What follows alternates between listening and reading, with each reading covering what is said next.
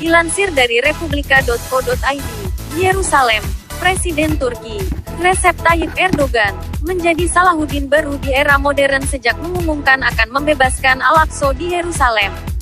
Pasca menjadikan Hagia Sophia menjadi masjid, tujuan Erdogan selanjutnya adalah kembali memerdekakan Masjidil Aqsa dari Israel.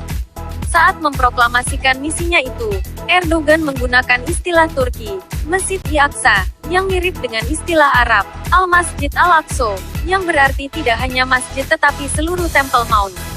Hal ini dimaksudkan tidak hanya untuk menyadarkan umat Islam bahwa Temple Mount di Yerusalem adalah tempat tersuci ketiga umat Islam, tapi sebagai bagian dari kampanye Muslim global untuk menjaga situs tersebut dari kendali Israel. Kampanye Erdogan tentang Al-Aqsa disebarkan melalui semua saluran yang memungkinkan. Pada hari penahbisan kembali Hagia Sophia, kata-kata itu sudah terpampang di poster yang dipasang di berbagai kota oleh Yayasan Pemuda Turki. Aktivis dari yayasan, Bilal, membagikan permen kepada pengunjung masjid dan orang yang lewat, dan memberi selamat kepada mereka atas kebangkitan Hagia Sophia dan pembebasan Al-Aqsa yang akan segera terjadi. Slogan itu sekarang juga disebarkan oleh Ali Erbas, yang telah menjadi Presiden Otoritas Keagamaan Turki Diyanet sejak September tahun 2017. Segera setelah menjabat, Erbas langsung memposting di halaman Twitter dan Facebook foto Temple Mount yang diambil dari timur.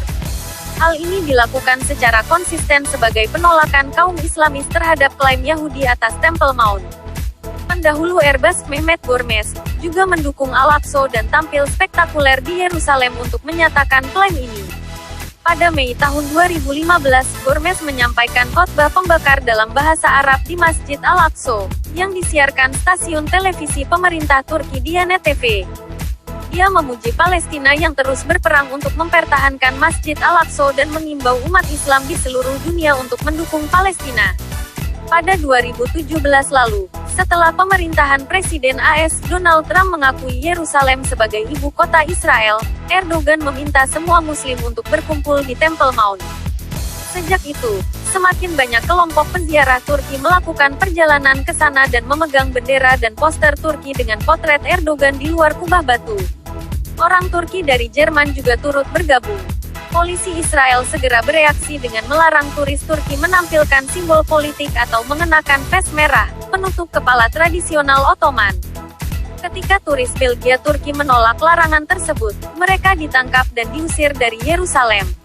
Pada musim panas 2018, 80 jamaah Muslim asal Turki juga ditolak masuk ke Israel di Bandara Ben Gurion dan menimbulkan kehebohan. Tetapi bahkan tindakan seperti itu tampaknya tidak dapat mencegah jaringan hubungan antara orang Turki dan Palestina menjadi semakin padat, terutama di Yerusalem Timur.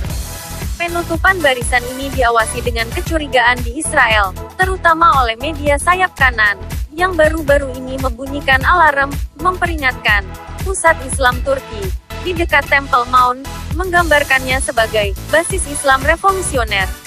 Basis sebenarnya adalah sebuah toko di kawasan Muslim tidak jauh dari tembok ratapan milik warga Palestina, Emad Abu Khadijah, secara tidak sengaja menemukan brankas dari periode Ayyubiyah, 1171 hingga 1252, selama pekerjaan konstruksi beberapa tahun yang lalu. Pemulihan mereka kemudian didanai Badan Kerjasama dan Koordinasi Turki, PIKA, yang dikelola negara, yang mendukung berbagai proyek bantuan di wilayah Palestina. Saat ini, bangunan ini memiliki toko souvenir dan restoran yang populer dengan turis Turki. Patriotisme, media yang berafiliasi dengan pemerintah di Turki dengan cepat mengambil cerita tersebut dan melaporkan bahwa penemuan arkeologis Abu Khadijah telah membawanya ke dalam konflik dengan otoritas Israel, yang mengklaim atas kepemilikan temuan itu, yang dengan tegas ditolak. Abu Khadijah suka berbicara tentang kemenangan ini dan tentang penolakannya terhadap tawaran jutaan dolar untuk membeli restorannya. Ia tahu persis bagaimana menggabungkan bisnis dengan patriotisme lokal Palestina Islam. Ia kemudian menyebut tokonya, Han Abu Khadijah, dan telah menghiasi tandanya dengan siluet kubah batu. Para turis Turki sangat betah berlama-lama di restorannya karena menawarkan suasana yang akrab dengan dekorasi neo-Ottoman yang sesuai, potret Sultan Abdul Hamid II dan Erdogan, bulu merah dan bendera Turki. Untuk Untuk beberapa waktu, bendera agensi Tika juga menjadi bagian dari backdrop di restoran itu. Hingga kemudian ditemukan Israel dan dijadikan sebagai bukti campur tangan Irak. Inilah salah satu alasan mengapa Abu Khadijah kini menutupi plakat marmer di dinding tempat Tika mengungkapkan dukungannya kepada rakyat Palestina dengan kain yang menunjukkan ayat-ayat Al-Quran. Asosiasi Mirasimis, Warisan Kita, yang berbasis di Istanbul berupaya untuk melindungi dan melestarikan warisan Ottoman di dan sekitar Yerusalem.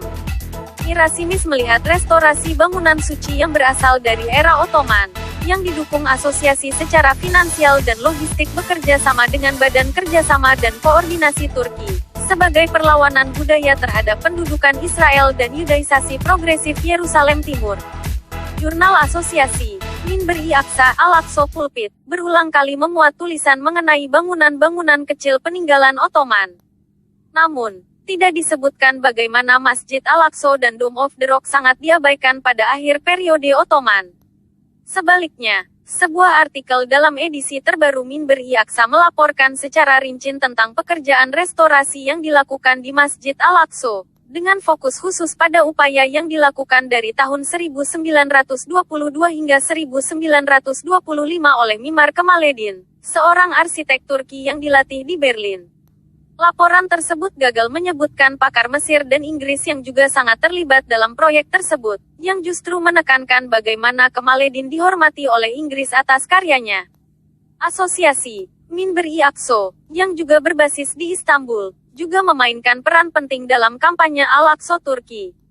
Mereka salah satu dari semakin banyak organisasi yang berafiliasi dengan pemerintah dan inisiatif media di Turki yang berkomitmen pada Yerusalem. Selama 3 tahun terakhir ini, Minber-i Aqsa telah mencoba merekrut sarjana hukum dari sebanyak mungkin negara Islam untuk kampanye Turki. Pada konferensi internasional tentang masalah ini di Istanbul pada musim panas 2018, yang menarik 400 peserta, Mufti Kota, Hasan Kamil Yilmaz, menyulap visi Salahuddin baru yang akan segera berangkat untuk membebaskan kota Yerusalem yang dirampas. Mufti Istanbul mungkin telah memikirkan Erdogan di sini, tetapi sejauh ini, pejabat negara dan fungsionaris AKP menahan diri untuk tidak membandingkan Erdogan dengan Salahuddin. Ketika politisi AKP dan Direktur Administrasi Distrik Iznik Provinsi Bursa, Halil Ibrahim Gokbulut mengutip slogan Al-Aqsa Erdogan saat berbicara kepada umat sebelum pembukaan kembali Hagia Sophia sebagai masjid, dia menyebut Presiden Turki sebagai Saladin dari Umma, Salahuddin dari komunitas Muslim. Surat kabar oposisi Kemalis Soycu menganggapnya sensasional. Namun, di media sosial Turki, analogi Salahuddin sudah tersebar luas di kalangan pendukung AKP.